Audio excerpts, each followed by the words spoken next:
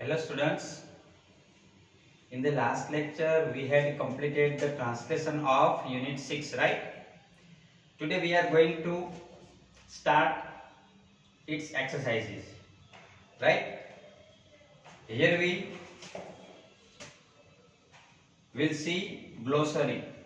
અહીંયા આપણે glossary ની થોડી ચર્ચા કરીશું. Page number 68 glossary.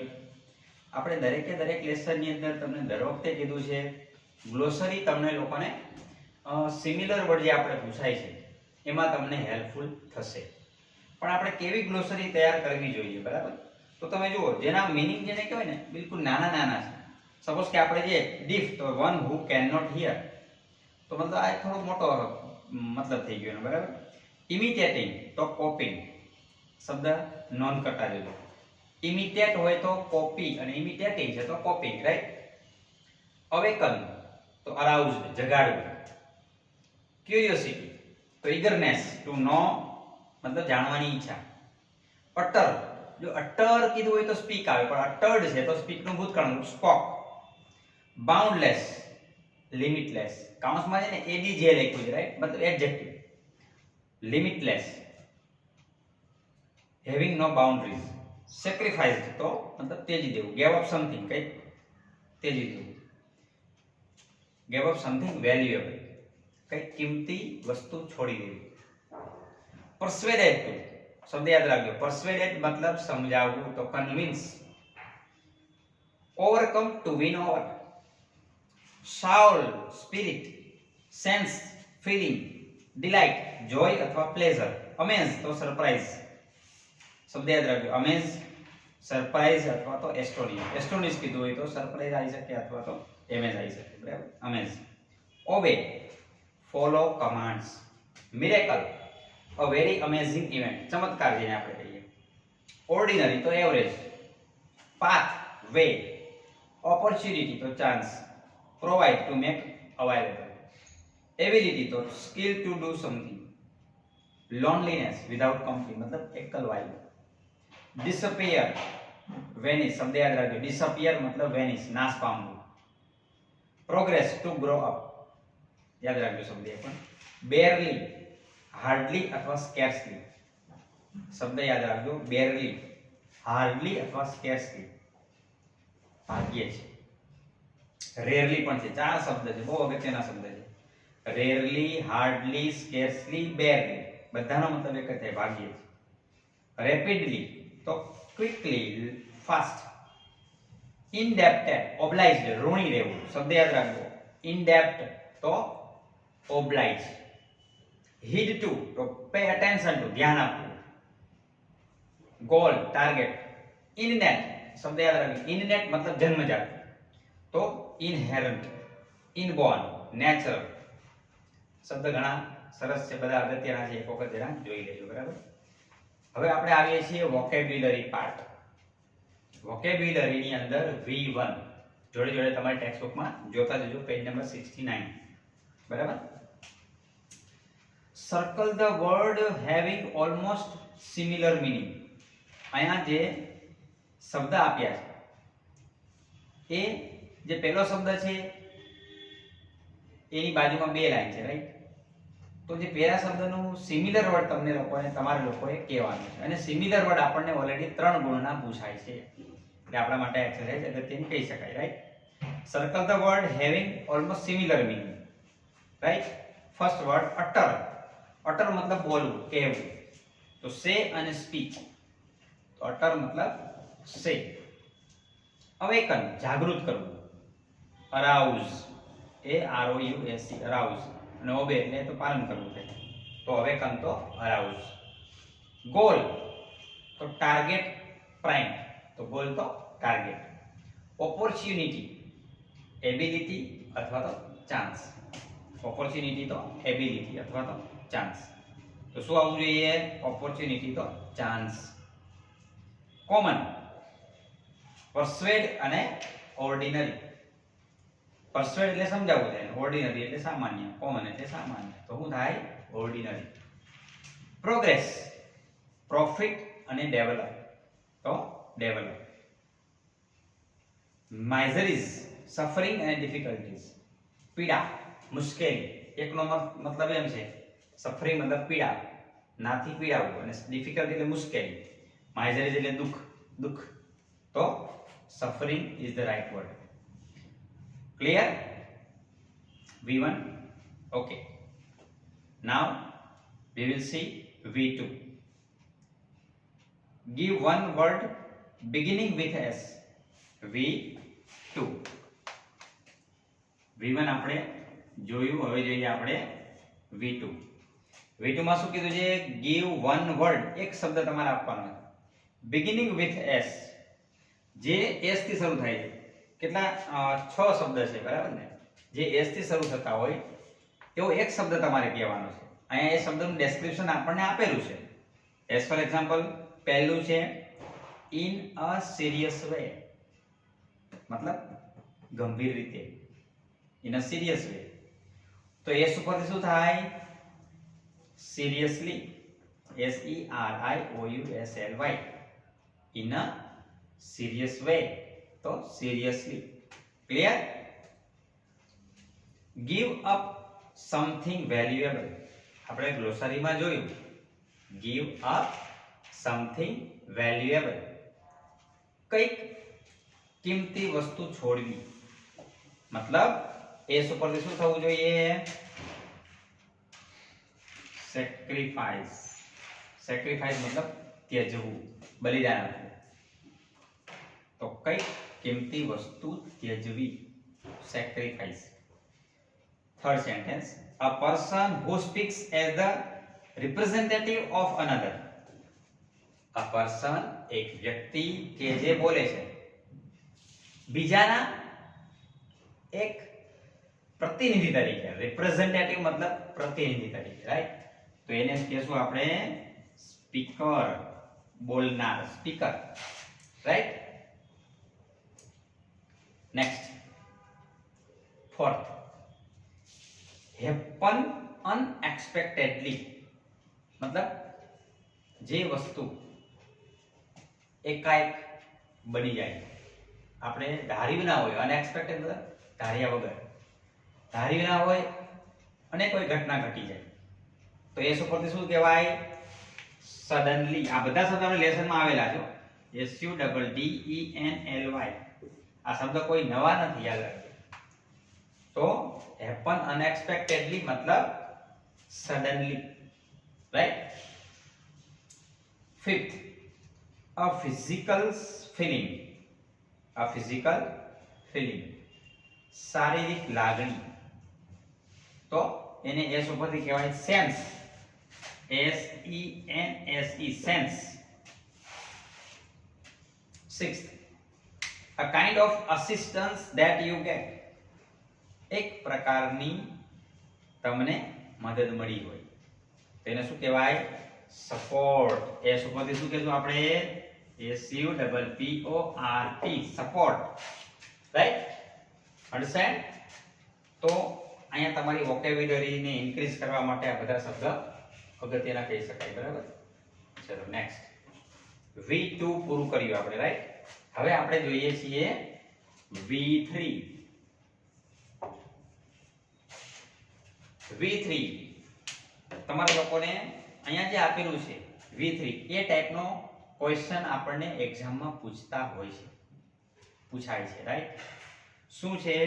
તો કે complete the paragraph by putting the letter for the correct word in the blank. જે ખાલી જગ્યા આપેલી છે એ ખાલી જગ્યામાં આપણે ઉપર જે બોક્સમાં શબ્દ આપ્યા છે એ શબ્દને આપણે બોક્સની મતલબ પેરેગ્રાફની અંદર યોગ્ય જગ્યાએ મૂકવાનું છે, રાઈટ? આપણે આ 3 ગુણનો પ્રશ્ન પૂછાય છે. પહેલા આપણે ઉપરના શબ્દ જોઈએ. જે શબ્દ આપ્યા છે આપણા બધા લેસનના શબ્દ છે, બરાબર? ઇમિટેટિવ, નકલ કરવી. બિહાઇન્ડ મતલબ પાછળ. મૂવમેન્ટ્સ, હલનચલન.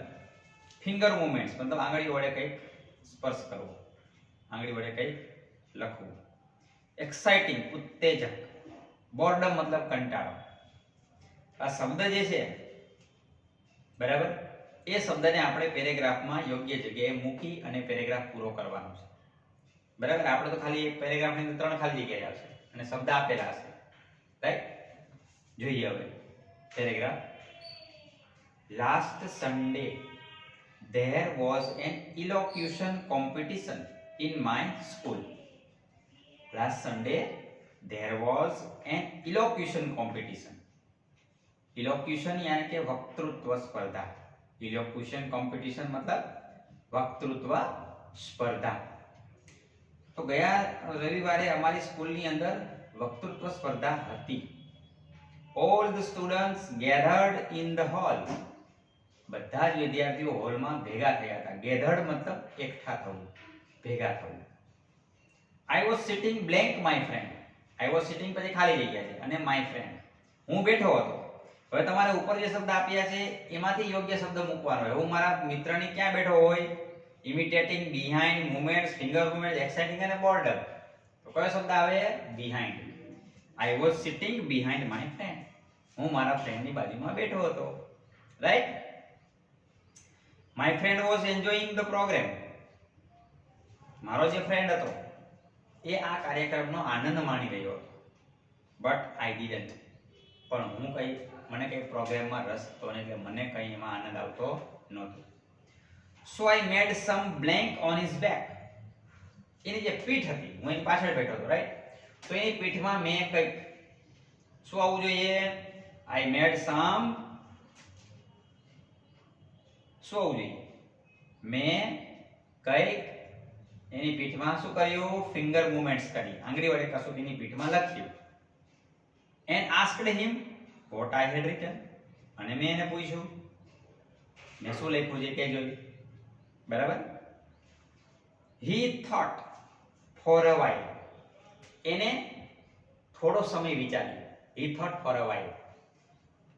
But he was not able to understand. પણ એ સમજી શકવા માટે સક્ષમ ન હતો અથવા તે સમજી ના શક્યો. So he asked me to do it again. તેથી એને મને કહ્યું ફરી પાછું એ મૂવમેન્ટ્સ કરવાનું કહ્યું પીઠ ઉપર, right? Again I made the same blank. ફરી પાછી મેં એના એ શું કરી હશે? મૂવમેન્ટ. ઉપર આપેલું છે મૂવમેન્ટ્સ મતલબ C. Again I made the same movement. And he started blank the movements. અને પછી એ મૂવમેન્ટ ને શું કરવા માંડ્યું હશે? નકલ કરવા માંડી હશે, right? And he started imitating the movements. જે હલનચલન મેં કરી હતી, રાઈટ? એ હલનચલનનું એને નકલ કરવાનું શરૂ કર્યું. That I had made with my finger. જે મેં આંગળી વડે જે મૂવમેન્ટ્સ કરી હતી, રાઈટ? એ મૂવમેન્ટ્સ ની એને નકલ કરવાનું શરૂ કરી દીધું. At last he found that અંતે એને ખબર પડી કે I wrote the word blank on his back. મેં એના બેક યાनी કે પીઠ ઉપર શબ્દ લખ્યો હતો. આમાં શબ્દ કયો હશે? મોટા ભાગના શબ્દ આવી ગયા છે, બે શબ્દ બાકી રહ્યા છે, exciting અને boredom. તો I wrote the word boredom on his back. મેં એની પીઠ ઉપર boredom શબ્દ લખ્યો હતો. We enjoyed this blank game. અમે આ રમતનો આનંદ માણ્યો. પણ કઈ રીતે? We enjoyed this exciting game. આ ઉત્સાહી ઉત્તેજક રમતનો અમે આનંદ માણ્યો. ક્લિયર? તો આ ટાઈપનો પેરેગ્રાફ આપણને એક્ઝામની અંદર પૂછી શકાય. બરાબર? હવે જોઈએ છીએ આપણે V4. હવે V4 ની અંદર શું કહે છે? Pair the words similar in meaning. અહીંયા શબ્દ આપ્યા છે. એ શબ્દનું તમારે પહેલા તો શું કરવાનું? પેર કરવાના છે. મતલબ સિમિલર વર્ડમાં આપણને કામ લાગે એટલે આપણે એક્સરસાઇઝ કરવી જોઈએ. બરાબર? બધા શબ્દ લેસનના શબ્દ છે. ચલો જોઈએ. અવેકન. હવે અવેકન તો આટલા બધા શબ્દ છે, એમાંથી અવેકનનો સિમિલર વર્ડ શું થવો જોઈએ? તો અરાઉઝ. આમાં અરાઇઝ આપ્યું છે પણ ખરેખર અરાઉઝ થાય. AROUSE અરાઉઝ. બીજો શબ્દ છે એવરેજ. એવરેજ નો સિમિલર વર્ડ જોઈએ છે? આમાં નથી. એવરેજ તો નથી, એનો કોઈ સિમિલર વર્ડ. અટર તો છે. અટર તો સ્પીક. અટર તો સ્પીક. પછી આવે છે સાઉલ. સાઉલ નહીં હોય, એનો શબ્દ નહીં હોય. મેઇન, યસ, મેઇન તો પ્રાઇમ, મુખ્ય, રાઈટ. મિરેકલ, મિરેકલ નો સિમિલર વર્ડ નથી. Miracle, okay. Path, prime, target. પછી આવ્યું છે ટાર્ગેટ, યસ, ટાર્ગેટ તો છે ગોલ, ટાર્ગેટ તો ગોલ. પછી આવે છે રેપિડલી તો સ્પીડીલી. પછી આવે છે વિન ઓવર તો મતલબ જીત મેળવવી ના ઉપર, તો ઓવરકમ. તો આપણે ટોટલ 6 શબ્દ નો પેર બનાવ્યો, બરાબર. V4. હવે આપણે જોઈએ છીએ V5. V5, V4 જોઈ લીધું. હવે જોઈએ આપણે V5. શું કહે છે આની અંદર? Tick mark the word opposite in meaning and use it in your own sentence. તમારે પોતાનું વાક્ય બનાવવાનું કોઈ જગ્યાએ આવતું નથી, રાઈટ. એટલે અહીંયા શું કરવાનું છે? આપણે ખાલી જસ્ટ એનું ઓપોઝિટ જે મીનિંગ છે એ ટિક કરીએ છીએ. આપણે વાક્ય બનાવવાની જરૂરિયાત છે નહીં, રાઈટ. પહેલો શબ્દ છે ઓર્ડિનરી.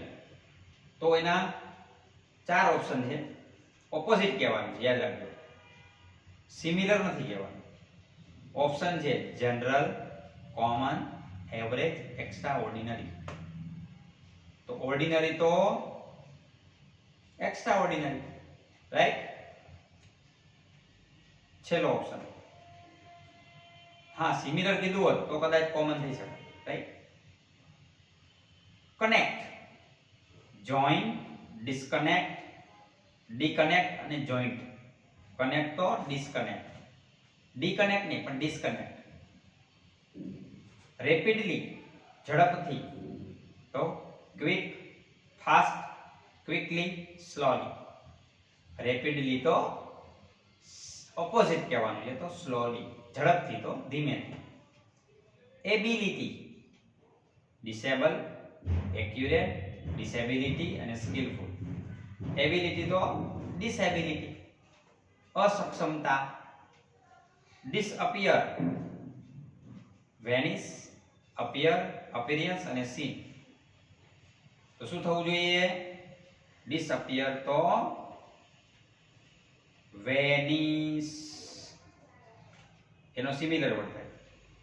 ડિસઅપિયર તો અપિયર. ક્લિયર? અન્ડરસ્ટેન્ડ? ડિસઅપિયર અને વેનિશ સિમિલર વર્ડ છે, પણ આપણે અહીંયા ઓપોઝિટ ની જરૂરિયાત છે. તો V5 આપણે પૂરું કર્યું. હવે આપણે જોઈએ છીએ V6. V6 શું કહે છે આની અંદર? V6 ની અંદર pair the sentences focusing on the meaning of the word of the underlined words. Pair the letter in the box. હવે પહેલા તો pair the sentences focusing on the meaning of the underlined word. હવે અહીંયા આપણને underline કરેલો એક શબ્દ આપ્યો છે, રાઈટ. માંડો કે આપણે પહેલું વાક્ય છે કે Helen got interested in the play and started imitating the movements. હવે ઇમિટેટિંગ નીચે અંડરલાઈન છે, રાઈટ. તો આ ઇમિટેટિંગ જે વર્ડ છે એને ફોકસ કરતું હોય એવું વાક્ય આપણે બી માંથી શોધવાનું. કઈ રીતે જુઓ. હવે એ put the letter in the box. અહીંયા આપણે લેફ્ટ સાઈડમાં જે બોક્સ આપ્યું છે એમાં તમારે એનો નંબર મૂકવાનો, A B C D કે કયું વાક્ય એના જેવું છે, એ વર્ડને મળતું આવે એવું, રાઈટ.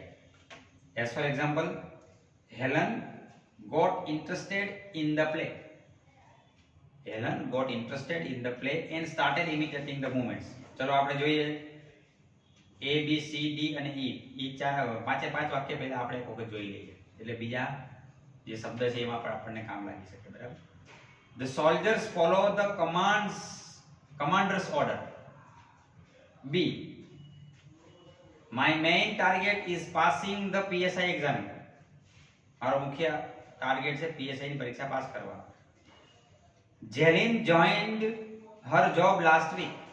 જેલિને એની જે જોબ છે બરાબર, એ ગયા અઠવાડિયે જોઈન કરી. My friend was copying in the examination. મારો ફ્રેન્ડ છે એ પરીક્ષામાં કોપી કરતો હતો, નકલ કરતો હતો. Do you have any feeling for animals? તમારા પાસે કોઈ લાગણી છે પ્રાણીઓ માટે? ઓકે, તો એ નકલ કરવો એવો શબ્દ આપણે આવી ગયો. કયો આવ્યો? D. My friend was copying in the examination. Clear? Next, it was also based on the sense of touch. It was also based on the sense of touch. Sense मतलब शारीरिक लागणी, बराबर, feeling. तो do you have any feeling for animals? E. Third sentence, Helen was connected to the world through the words. Helen છે એ દુનિયા સાથે જોડાય શબ્દોથી. તો કનેક્ટેડ, તો આપણે શબ્દ આવી ગયો કયો? C. Jelin joined her job last week. joined તો correct. Clear? Fourth, the dog obeyed Helen's command. command यानी કે આદેશ. command નીચે અંડરલાઈન છે, બરાબર. તો A, the soldiers follow the commander's order. Clear? Last one, Helen's prime goal was to help the blind. હેલનનો મુખ્ય goal હતો, મુખ્ય લક્ષ્ય હતું કે અંધ વ્યક્તિઓને મદદ કરવી. તો ગોલ તો target. My main target is passing the PSI exam. Right? V6 અહીંયા આપણે પૂરું કરીએ. હવે આપણે વાત કરીએ છીએ V7. વોકેબ્યુલરીનો છેલ્લો ટોપિક. શું કીધું? Match the word with their meaning. અહીંયા શબ્દ આપ્યો છે, રાઈટ, લેફ્ટ સાઈડમાં. હવે અહીંયા તમારે રાઈટ સાઈડમાં જે શબ્દ આપ્યો છે એની જોડે તમારે મેચ કરવાનો છે. Write the number in the box and frame sentences using the words. હવે અહીંયા તમારે લોકોએ વાક્ય બનાવવું નથી, આપણે ખાલી શબ્દને મેચ કરીએ, બરાબર. પહેલા આપણે જે શબ્દ આપ્યો છે પહેલો એ જોઈએ અને પછી બાજુના બધા શબ્દનો આપણે મીનિંગ પણ કાઢીએ છીએ એટલે તમને ખબર પડે. ટુ ફોલો ઓર્ડર્સ મતલબ હુકમ. ટુ ફોલો ઓર્ડર્સ, જે કઈ હુકમ છે એનું પાલન કરવું. હવે આપણે બધા શબ્દનું ગુજરાતી કરીએ, બાજુમાં આપીએ છે ને એને. અપાર્ટ ફ્રોમ નાથી ભિન્ન, મિરેકલ ચમત્કાર, પ્રોગ્રેસ પ્રગતિ, બ્લાઇન્ડ અંધ, સેક્રિફાઈસ બલિદાન, ડીફ બહેરું, બાઉન્ડલેસ અનહદ, પ્રોવાઇડ પૂરું પાડવું, ઓબે મતલબ આજ્ઞાનું પાલન કરવું અને એબિલિટી તો સક્ષમતા. તો શું આવવું જોઈએ? ફોલો ઓર્ડર્સ તો આવ્યું કયું? ઓબે. રાઈટ, છેલ્લેથી બીજું. નેક્સ્ટ, અનેબલ ટુ સી, જે જોઈ શકવા માટે સક્ષમ નથી. તો આપણે એને શું કહેશું? અનેબલ ટુ સી તો બ્લાઇન્ડ. અનેબલ ટુ સી તો બ્લાઇન્ડ. અનેબલ ટુ હિયર તો deaf. Right. Next, except for. Except for, એ ઉપરાંત, નાથી અલગ, નાથી ભિન્ન. એક્સેપ્ટ ફોર એના સિવાય પણ કહી શકો. તો અપાર્ટ ફ્રોમ. અપાર્ટ ફ્રોમ પહેલું આપ્યું છે રાઈટ સાઈડમાં. અનેબલ ટુ હિયર તો અભ્યાર આપણે વાત કરી. અનેબલ ટુ હિયર તો બહેરું, ઇટ મીન્સ ડીફ. પાંચમું, હેવિંગ નો બાઉન્ડરીઝ મતલબ કોઈ હદ ન હોય, અનહદ. શું થશે? બાઉન્ડલેસ. છેલ્લેથી ચોથું. છઠ્ઠું, સ્કિલ ટુ ડુ સમથિંગ, કંઈક કરવાનું કૌશલ્ય. એને આપણે કહેશું એબિલિટી. રાઈટ. છેલ્લું રાઈટ સાઈડમાં, ગીવ અપ સમથિંગ વેલ્યુએબલ, કંઈક કિંમતી વસ્તુ ત્યજી દેવી. તો સેક્રિફાઈસ. પાંચમું પહેલે, to develop to a higher stage મતલબ ઉચ્ચ ક્ષમતા વિકસાવવી. તો એને આપણે કહીશું પ્રગતિ, progress. A very amazing event, આશ્ચર્યજનક કોઈ ઘટના. તો એને આપણે કહેશું મિરેકલ.